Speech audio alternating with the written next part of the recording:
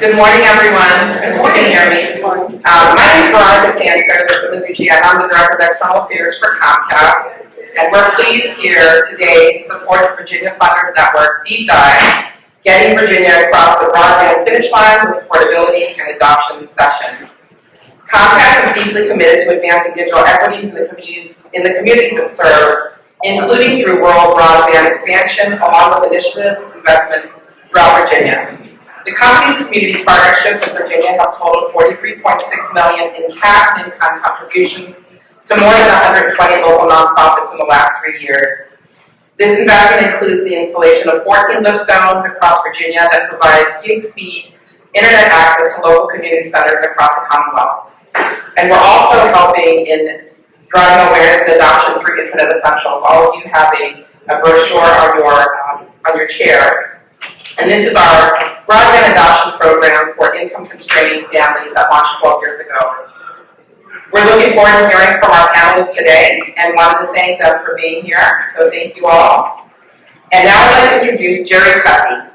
He serves as a program officer for the Cameron Foundation in Petersburg, Virginia, where he manages grants and special projects throughout the Tri-Cities areas of Virginia with a focus on education and workforce development. He currently serves as a point person for the Foundation's broadband investments, including a $1.5 million Cameron commitment to bring universal fiber broadband to the counties of Dinwiddie, Prince George, and Sussex as part of the $30 million private-public partnership. Please join me in welcoming Jerry Cuffey. Good morning. So this is going to be a little bit truncated since the morning session ran over. We're starting late, and then Patty told me we're still doing a targeted wrap-up of 11:15. So I'll try to keep it pretty brief on my end. So I'm really just teeing things up for the subject matter experts to share with where we are and where we're going.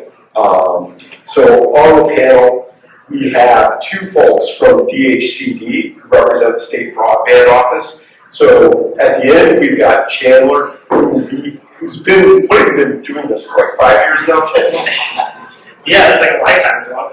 Yeah, it really is. So Virginia, I think, was really at the forefront of putting money into broadband expansion, and it ramped up very quickly. And Chandler and his team were drinking from the fire hose when that happened, and they've done really yeoman's work helping to stand this up. And then the newest addition to it, we've got Cameron Lewis, who it's really critical to have the broadband infrastructure in place. But if people can't access that, whether it's through digital devices or digital literacy or affordability, then it doesn't really do a whole lot of good. And so Cameron's our point person in the state for those efforts for digital opportunity. Sorry, I was about to say digital equity. I know you were supposed to say digital opportunity. And then also on our team, we've got Kristen Dalton from Virginia Community Action Program Partnership. Thank you, sorry. And they've really been the focal point for standing up community-based digital opportunity plans. And so if you're not familiar with it, the local community action agencies receive funding from the State Broadband Office and put together their own digital opportunity plan. And they've been really at the point of coordinating all those efforts. And then finally, from Comcast, we've got Misty Allen, and Comcast has been doing a lot of work, kind of grassroots in that digital inclusion space. So as Veronica mentioned, they've got, of course, their Internet Essentials plan, but they've also been getting devices out to the community, setting up digital navigation programs. And so I'm going to turn it over to them so that they can share. Oh, one big omission, sorry. Jason Fuentes from Albemarle was supposed to be here, and then unfortunately is sick. Well, this isn't advancing, but you've got pictures of us all out there. And so Albemarle really is at the forefront in that they've stood up a local digital inclusion office. And so they put together a program where a bridge program. So as you know, as many of you know, there's the Affordable Connectivity Program, which provides a $30 subsidy to low-income folks to access the internet.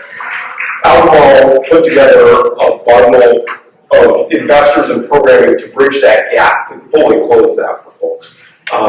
And so, Chandler, maybe you'll touch on that some, because I know that you're very familiar with what Jason's been doing. But I think, Chandler, we started with you. Yeah, thanks, Ed. I've just got a couple of opening remarks, and to keep things simple, and kind of proud now that Jerry has told me I'm 5 years into the broadband space. Kind of a historical perspective here on the connectivity world in Virginia. I'm not the moderator, but I'll take a little bit of privilege here. I think we've got the right size group to do very quick introductions, and you can mention names later. That's not a thing, but I would love if we could just go around the room really quickly and just say our names, our organization, and the geographies that you generally are operating in. That would be really helpful for me, and I think other panelists as well, perhaps, for follow-up conversations, especially. So if we get started on the side of the room, name, organization, geographies, just very briefly. My name is Katie Kerhobert, and I'm with the Vegas Foundation, and so we, I guess the geography, my office is in Middleburg, but the focus is Rappahannock County. Cool. Eric Johnson, Virginia Community Action Partnership, the whole state. Hi, I'm Elizabeth Hughes. I'm a research consultant for VFN, and I'm looking at issues-based environmental funders in Virginia. Let's go to that. Okay, sure. My name is Sarah Reardon. I'm with the Jesse Baldwin Fund. We're headquartered in Jacksonville, Florida, but our core community is in the northern neck of Middle Peninsula. Sydney, England. I work for a community development financial institution called Locus. We work across the state of Virginia and increasingly throughout the Southeast. I'm Julie Lowry. I work for Dominion Energy Charitable Foundation, and our focus area is all of our service territory within Virginia, Eastern North Carolina, and South Carolina. Hello, good morning. Rachel Reese, Virginia Healthcare Foundation, Virginia. Rusty Little, I'm with the Wellspring Foundation. We cover Washington County, Grayson County, Smith and Russell, so far southwest Virginia. My name is Anna Gamble. I'm with South Virginia Army Fire State. Andy Johnson with Pat Foundation, Warrenton, Lockyer, Rappahannock, and Culpeper County. Marty Thomas, also Pat Foundation Services. Julie Painter with the Vegas Foundation, Rappahannock County. Jane Farrar, Executive Director for Virginia List. List is a national CDFI. Virginia List covers the Commonwealth of Virginia. Good morning, everybody. My name is Cindy Church. I'm from the Library of Virginia. I represent 93 public library systems in 350 buildings, and I can talk all day about the importance of public libraries, but I can be short. And while she's not up here, Cindy helped design the session and put a lot of work behind the scenes into it. Well, thanks for that, everybody. I really appreciate it. I'm just a geography kind of oriented person, so having everybody's service area and location helps me out a lot. Going around the room, we've got broadband projects as an office in a lot of locations that you already serve, right? Rappahannock County, Middle Peninsula, Northern Neck. I want to talk briefly about that work, because that really reflects on what we've been doing as an office, but I also want to kind of help us transition into what the focus of this panel is to address the digital divide holistically, in terms of access, the work we're already doing through infrastructure, but also now in broadband affordability and adoption. So I've just got some brief figures to kind of give context about what we've been up to in the last few years, and that has been to expand broadband infrastructure and broadband networks to locations that don't have service across the Commonwealth, right? So in areas that don't have access to high-speed connectivity, that is about, as of our most recent projections, about 162,000 locations that remain out there that don't have connectivity available to them and don't have a funded solution for broadband access to get to their front door. We've been chipping away at that steadily over the last few years now, and just to give a couple of figures and not to have eyes roll back in heads here, but last year we set the goal of 80,000 locations that our projects would build past and extend service to. We ended up reaching 84,000 locations last year. The project's through what's called the Virginia Telecommunication Initiative we're able to reach. This year, we're setting that goal at 100,000 locations that will have broadband access by the end of this calendar year, in addition to that 84,000 last year. We're well on track to meeting that projection. So in that vein, a lot of our work over the last 5 years has been on expanding broadband infrastructure. We've had funders that have been very instrumental in that. Just to name a couple, and call them out, Cameron Foundation, as we heard in the introduction. The Harvest Foundation down in the southern part of the state has also been really critical to that effort as well for building out connectivity. But now, with the help of federal programs and also making sure that we're addressing the digital divide holistically, we're building a focus into broadband affordability and adoption. I'd like to give a quick narrative background here. On a personal note, right, we can bring broadband infrastructure and broadband networks to communities, but there's still a couple gaps there beyond that, right? Cindy, with the libraries, a lot of libraries in Virginia have public hotspots available to them that allow free access to broadband services. We saw wraparound parking around many libraries in Virginia. I live in my hometown in Keysville because of gaps in broadband infrastructure. The truth is, though, that we might still see those wraparound, parking lots across the libraries around the Commonwealth, potentially because of broadband affordability, right? There's still going to be that gap there present even when we do reach universal connectivity across the Commonwealth. Even then, and for the folks in the room that are fortunate to have living grandparents, I'm sure trying to explain technology to those folks, including my grandparents, is sometimes a challenge, right? So that gets into the broadband adoption space. Another way to explain that is we're bringing broadband infrastructure to primarily rural areas. Maybe they're still an hour and a half away, though, from specialized medical care, right? And there's got to be a telehealth understanding about how to access those services and not have that barrier of broadband adoption there at their location. So what I hope to get across, and in closing now, is that this is more, in terms of the digital divide, than just a broadband access argument. It's also making sure that we have affordable connectivity and full broadband adoption and understanding how to use the service across the Commonwealth. And with that, I'll be quiet and hopefully stay around to answer questions at the end. And thank you, Cindy, for being here with the libraries, and they've been an incredible resource as well to us as an office. I think it's probably a natural segue to go over to Cameron, if that's okay. Yes, sir. So, good morning, everybody. Thank you all for being here, first and foremost. Whenever I start in a conversation about digital equity, sometimes we find a conversation of explaining what that means, or opportunity, explaining what that means. I like to do something a little different. So I'm going to do something that's going to have you guys communicate back with me in a sense. So by show of hands, how many of us in here had a childhood? Everybody had a childhood? Okay, I'm just double checking. If you're looking at me and I'm looking at you, I hope you had a childhood. But in that childhood, every single one of us has gone through something that's been slightly different. Doesn't matter what the capacity is to which it is, but one thing we all went through that was the same was we were all introduced to a device to some capacity. Whether it was a phone, whether it was a laptop, it could have been your vehicle. Our vehicles talk now. So they're all instruments of the digital world as well. So that's kind of been my wheelhouse and where I started coming in, working alongside with Chandler and the rest of the broadband team, as well as the rest of the panelists that we have here on the panel. But our conversation now becomes, let's get you the access. Do you have a phone? Do you have a laptop? Do you have the ability of using the service? And then from there, it's not having a conversation, just as Chandler said, about affordability and adoption.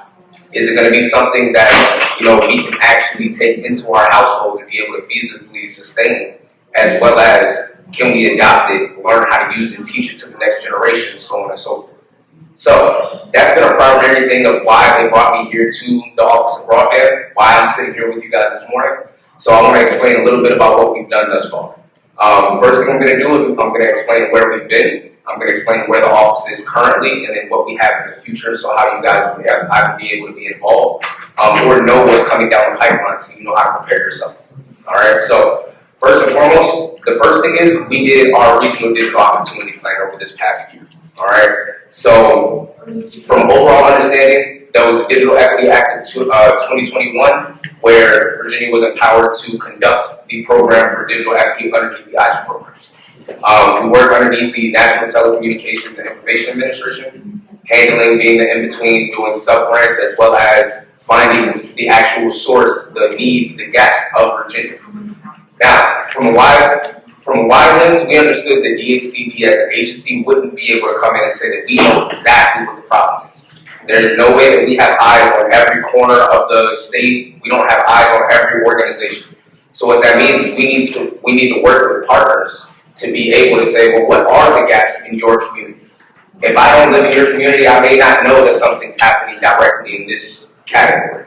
But you being that entity or that organization that's in your area, you know everything that's going on in your backyard.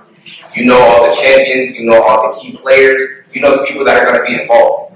So what we decided to do was we split up Virginia into 9 different regions. We worked with our community action agencies. We had 8 community action agencies that took the helm for these 9 regions, and we were able to create digital opportunity plans based on these regions. Now, I want to give you a couple of different things based on the stuff that we've done. First thing we did was a survey. We disseminated a survey across the state. We received over 7,000 respondents, and from those 7,000 respondents, I want to give you a couple of key data points. The first being, most respondents have both a home internet service as well as a cellular plan. And that's 79% of the respondents in Virginia. All right. The next is the devices respondents most use for the internet is their cell phone at 84%. And then the third being respondents have stated that they're most comfortable handling regular tasks on their phone, regular tasks on their laptops, but not so much for doctor's appointments. When it comes to telehealth and when it comes to doing virtual appointments, people are not as comfortable because this is kind of a nuanced situation. The pandemic did something that threw everybody for a loop, so now we're all trying to catch the grasp of it. To talk about our digital opportunity plans.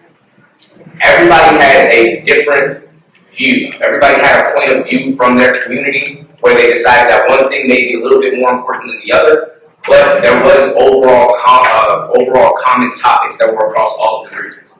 Those common topics were 1, the lack of access to a device, 2, the lack of digital skills and digital literacy, and the third being the lack of opportunities for digital education. Most people are saying we want to learn, but we don't know where the opportunities are to learn. We don't know who's going to be that champion, who's that conduit that I lean on when I'm trying to find this information. On top of that, now there's cybersecurity issues. So when you're trying to find this information, you can also expose yourself to many people that may not be good for you out here in the online world. For our case studies, there are 2 case studies that I want to bring up. One of them being our Literacy for Life.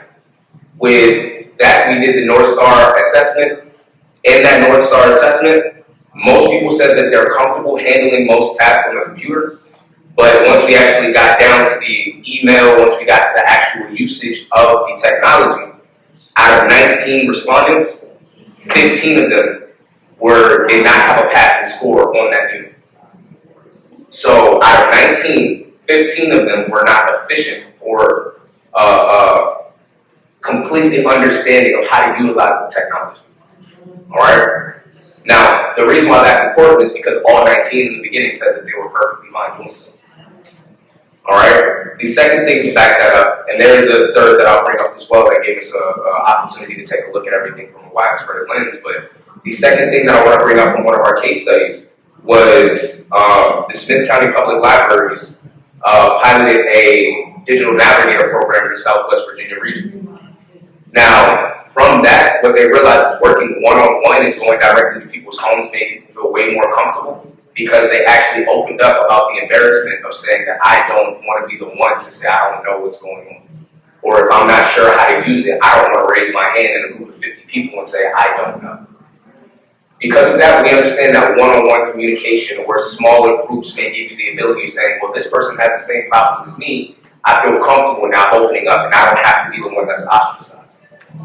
All right, so those are key factors. The last key factor I want to bring up for our case studies was actually VACAP. We had the opportunity of bringing all of our community action agencies together and giving us one space to speak. What are the best practices that are going on across the state? What are your communities saying? Are there things that are rubbing people the wrong way? I know we were trying to get into the incarcerated community for a very long time. That was a great space for us to sit, talk, and determine who were the actual players in this space.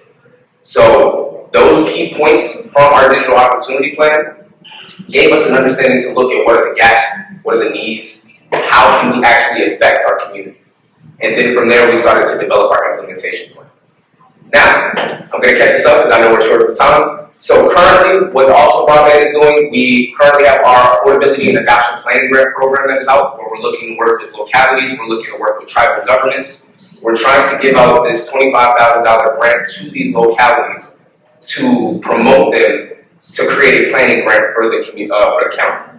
All right. When this money comes down, Virginia's going to be in an amazing space, and I'm sure we'll get to that later on in Q&A. I'll let Chandler go into that side of things, but we're going to be in an amazing space as a state to invest into digital opportunity.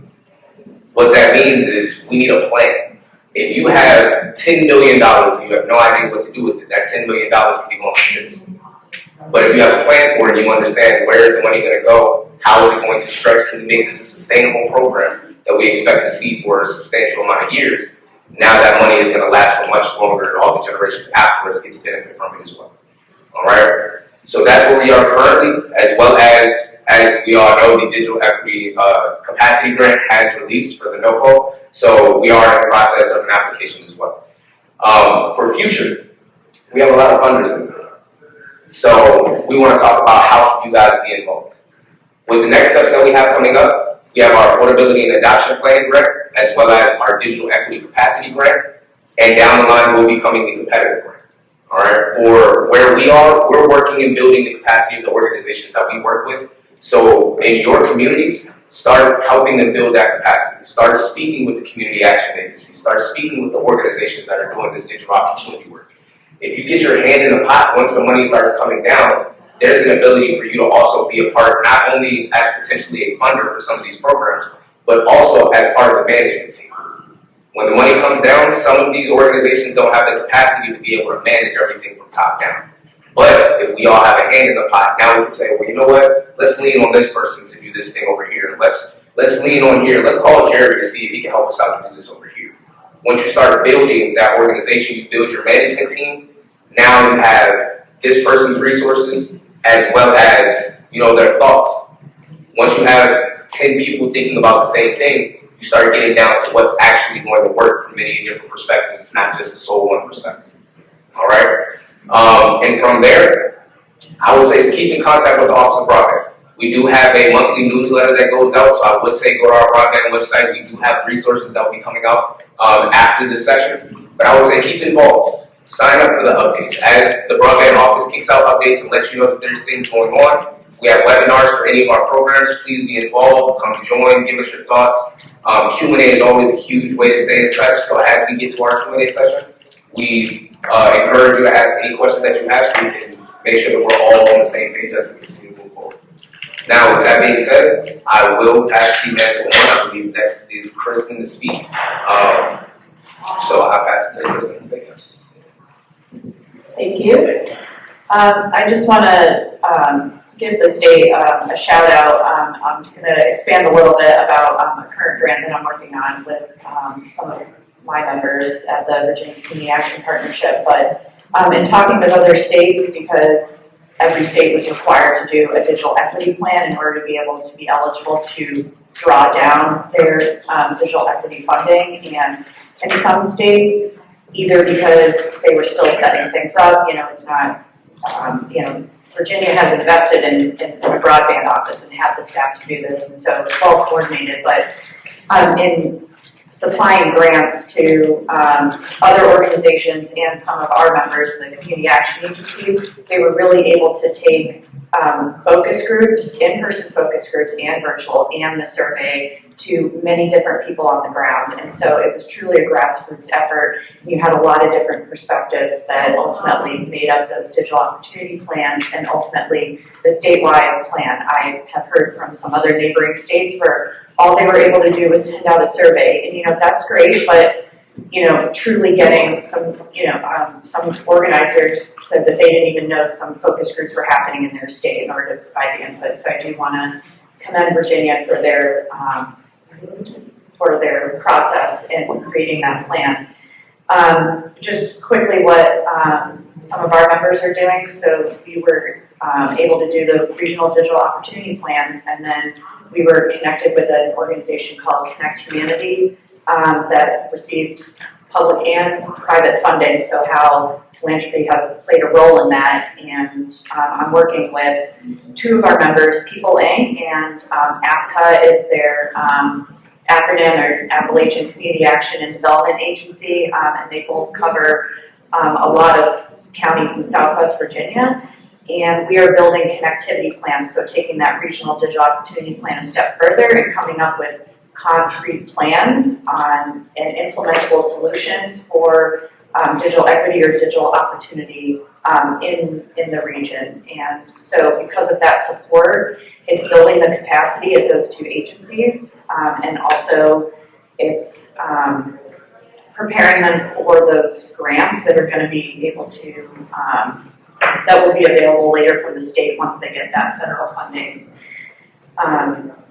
And our community action agencies, a lot of them have adopted something called the whole family approach, where they work with the whole family, and so a lot of digital navigation or digital equity and digital literacy fits well into their portfolio because they're already working with the whole family, so assessing not only the child, but the parents. You know, what skills do you need?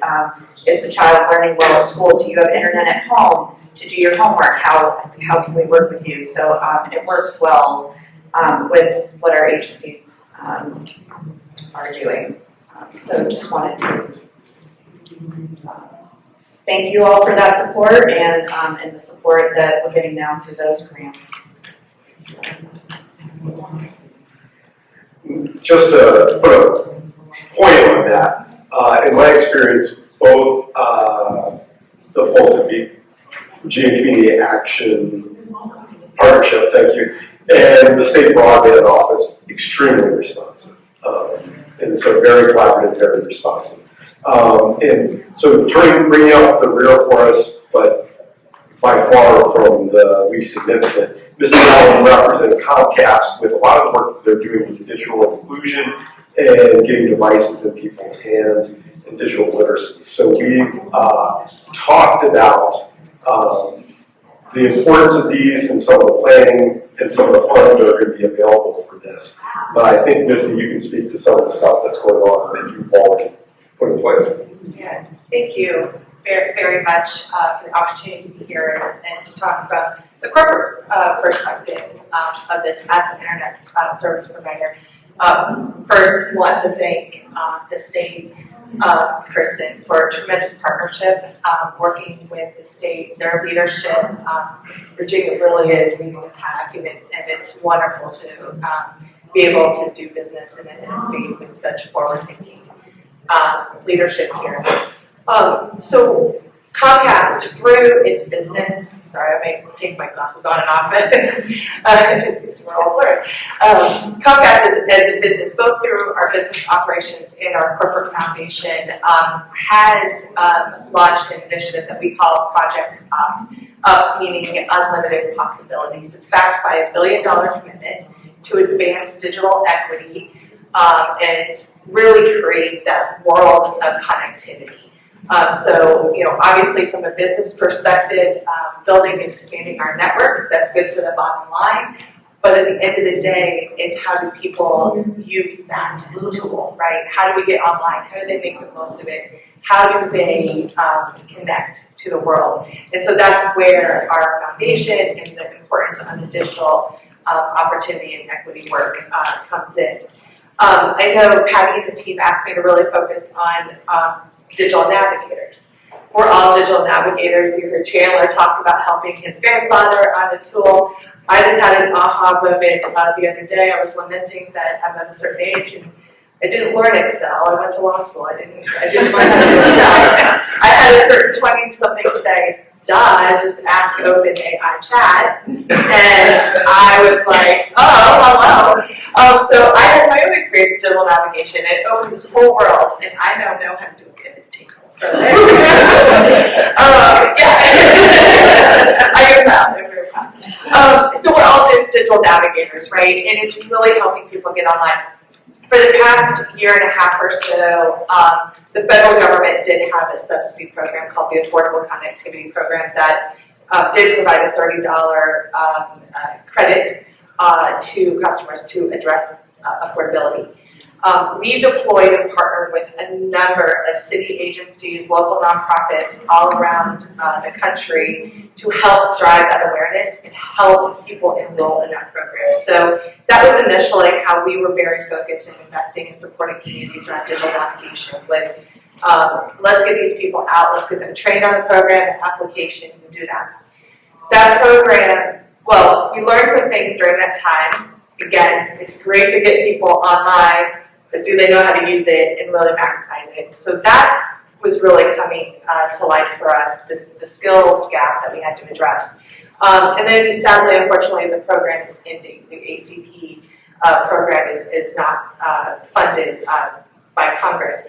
So we're pivoting, right? We're pivoting to take the models and everything that we learned around digital navigators.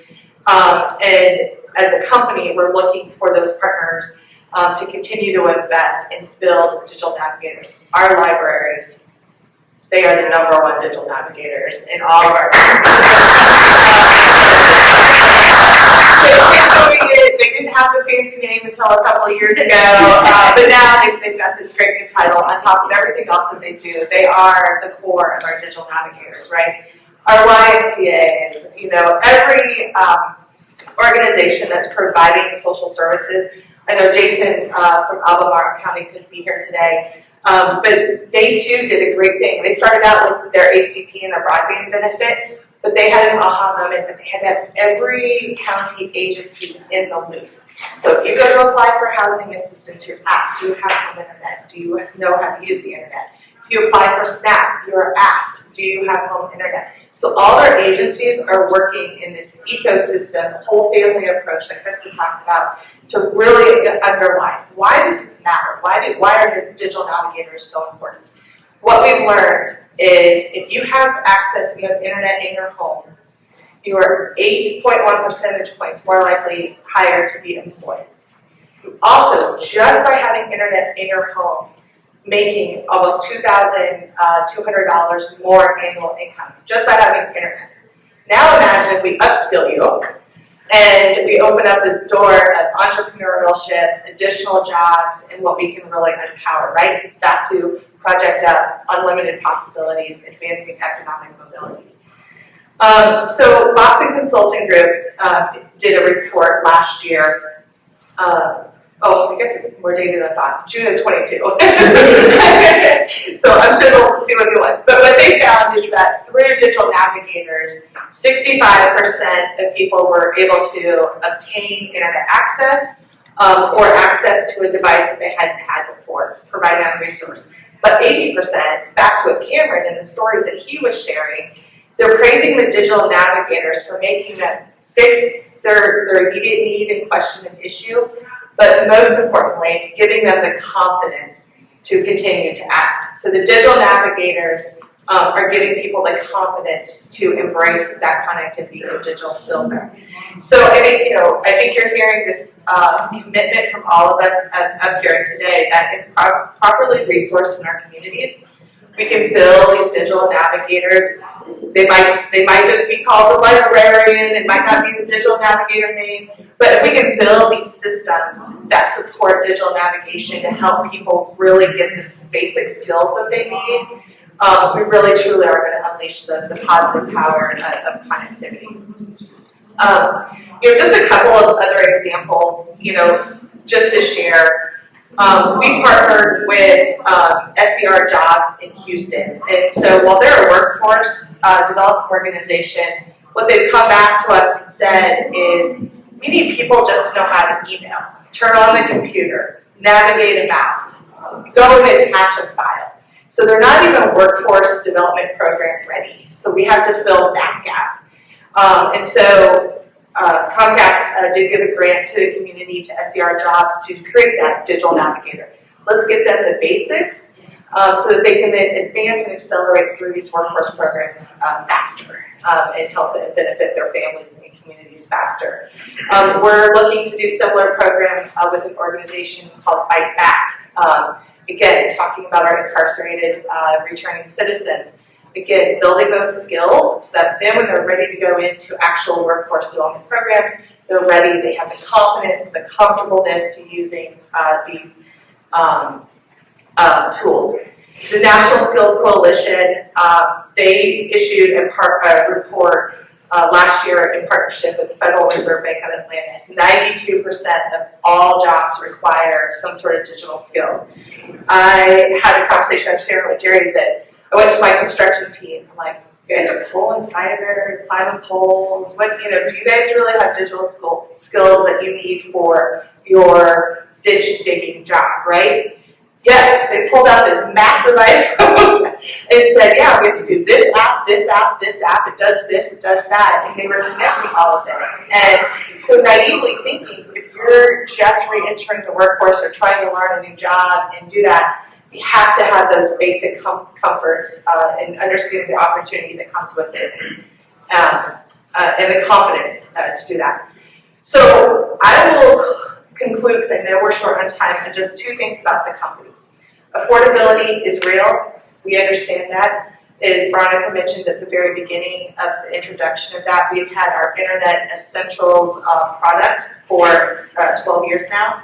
We have a very basic entry level. It's perfect for grandma.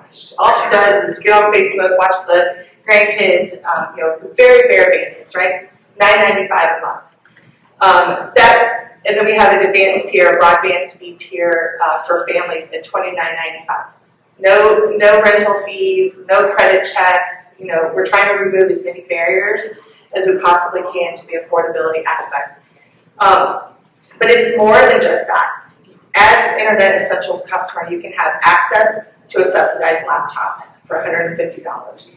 You can have access to online training tools to build that confidence in training. We have safety tips, like cybersecurity, how to avoid phishing, skimming, and all the other things that people try to do with the scams. We have parental tips, how to talk to your teenage kids about sexting. All this is online free resources for your community.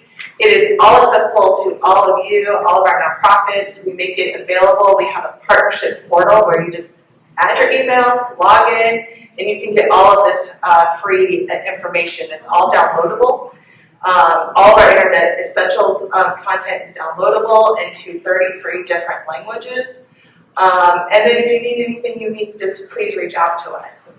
So we definitely want to just emphasize for sure that we understand the holistic picture of this. Yes, we want as many people to sign up and get that broadband down their street and enroll for us. But more importantly, too, the second part of that is how does it benefit our communities? And it only benefits our communities if we can get everyone skilled and knowing how to be online to their maximum benefit and unlimited possibilities. Thank you.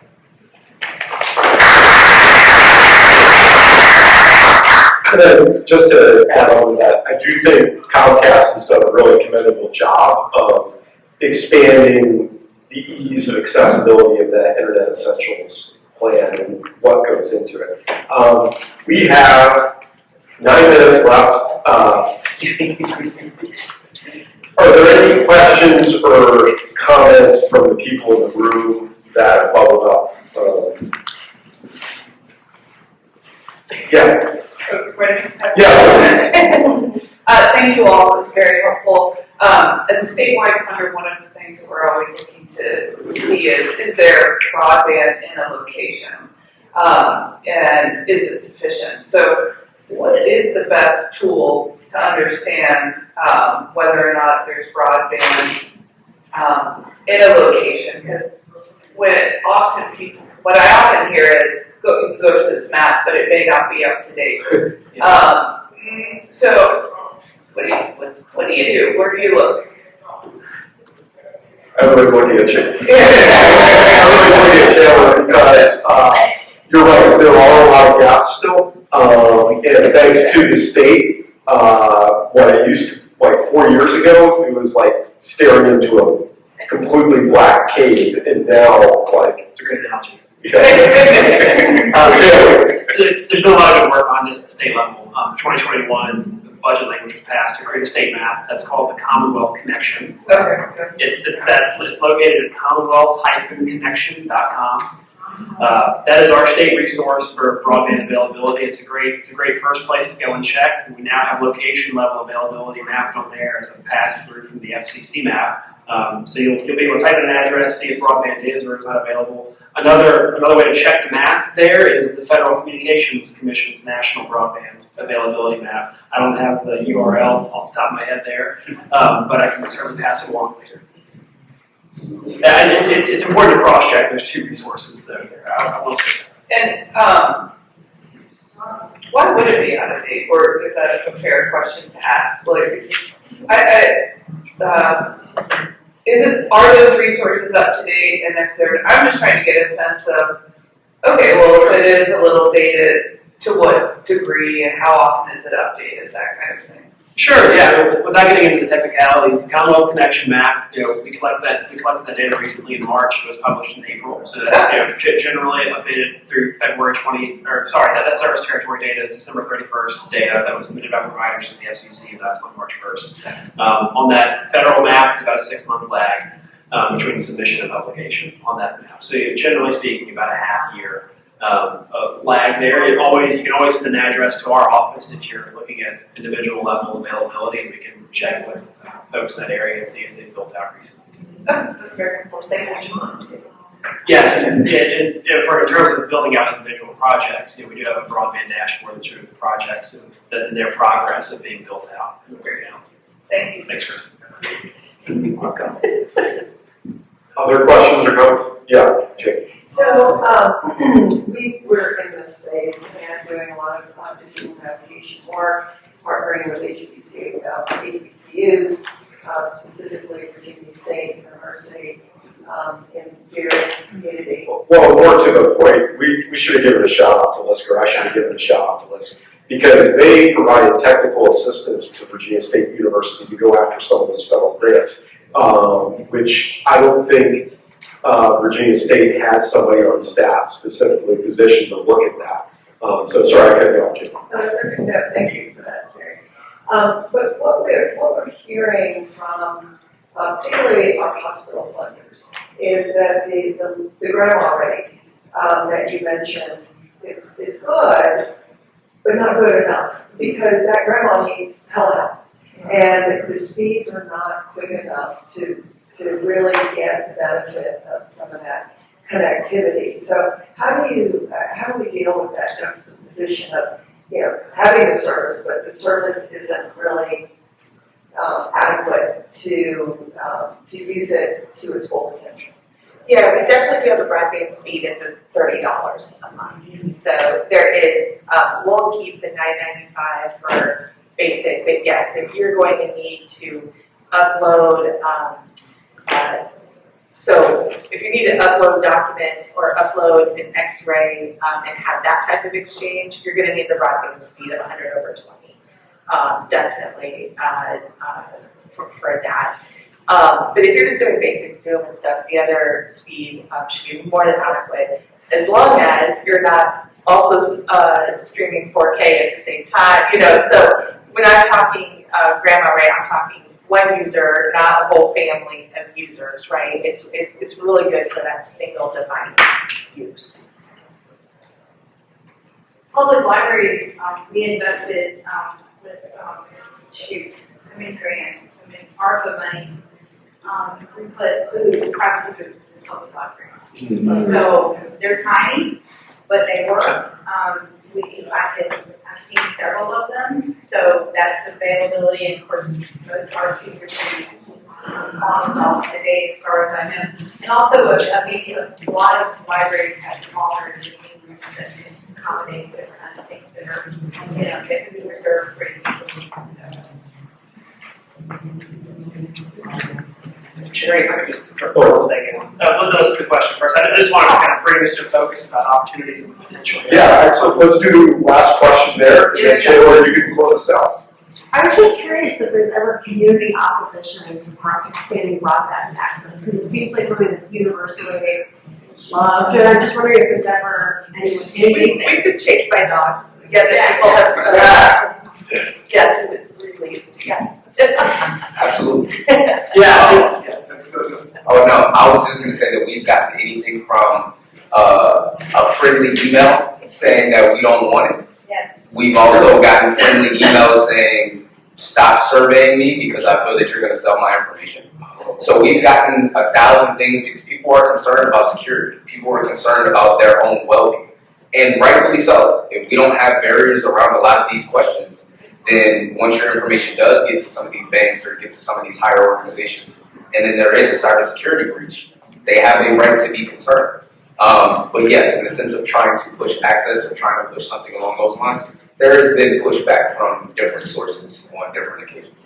And it's mostly around security issues around the internet in general, or? I won't say it's mostly around security. I know from my being over the last year, I know that I've gotten a lot of security concerns. Other ones will be not understanding the importance. So many people will say, well, I've been doing just fine without it, so I don't know why I need it now. Your perceptions or. Exactly. Yeah, I would echo that from all the focus groups. I think those are like the top two. It's like I've been getting along fine. Why do I need these skills, or like not understanding how that could open up for individuals. Thank you. Chandler, go ahead and bring us home. Yeah, I didn't mean to come across as the end all be all here, but I mean, we were about the point I think I wanted to hit here is that as a broadband office, we're still figuring this out, especially on the affordability and adoption perspective. We've done planning work, like Cam mentioned, with the Digital Opportunity Plan. That's been really critical to our regional partners with VACAP, Eric and Kristen, and there's programs out there that are doing this work now on a localized scale, even though maybe statewide as well, with libraries, with Comcast, but there's a lot of room for capacity to be built here around addressing broadband adoption and broadband affordability. And specifically speaking to opportunities for funders and thinking about state funding when that's going to be made available, we've got it in 5 minutes. There's really an opportunity now, particularly with funders, to innovate around these needs of affordability and adoption. The work we've done as a state and partners as well have been good to identify what the needs are out there, right? We've talked about comfort with getting online, right? We've talked about making sure folks have resources to access telehealth opportunities. There's connectivity barriers with incarcerated populations across the state, right? So we're getting a picture of what the needs are. Until the federal funds are made available, likely in early next calendar year, there's really an opportunity now to get out there and pilot projects to innovate around what kind of solutions address these gaps. At the same time, we have planning opportunities out there for local governments, $25,000 to local governments that apply for it to be able to do their own affordability and adoption plans. So for the folks that are focused on specific geographies, it may be helpful to talk to CAM, especially afterwards, to make those local governments aware that program is available. And if that local government wants to sub that out to another organization that maybe knows more about affordability and adoption in the community, they can absolutely do it, right? So we're trying to dually at the same time pilot solutions around affordability and adoption, but also continue the planning effort here so that we are ready when literally hundreds of millions of dollars is available for these kind of activities next calendar year through the BEAD non-deployment program and also through the Digital Equity Board. And then looking beyond that too, right? One of the examples we try to cite is that there's programs out there that can buy, like literally, we could buy 30,000 Chromebooks for a school division, right? But in 3 to 4 years, those 30,000 Chromebooks, I remember, are going to get broken, incidentally, right? But in the majority of cases, it's going to be outdated and a lagging device because the technology has evolved beyond that, in that 3 to 4 year time frame. So when we're looking at these programs, our number one priority is, can we identify something sustainable to where, with that initial investment of maybe 30,000 laptops, do we have a nonprofit organization there that does refurbishment of those devices? Or is there a private sector partner that donates laptops to a school division that's then refurbished by that private sector partner, right? So there's kind of a dual opportunity here in my mind of funders. It's right now to help innovate solutions here that we can scale up in 2025, but it's also in the long term as well. So I just wanted to highlight those two things, in my opinion, as opportunities, because we'll have funding to support these great programs, affordability and adoption later this year into next year. But beyond that, it's going to be really critical to continue that mission going forward. And I'll actually jump in and piggyback off of what Chandler just said. He explained everything to the T. The only nuanced thing that I'd like to throw in as a monkey wrench in the gear, so to speak, if you are working in multiple geographies, you're working in multiple different counties, talk to each of those county administrators, talk to each of the people in those counties. If you all have similar ideals, then make that one application, and now you can add the $25,000 per county together to create a bigger pot of money.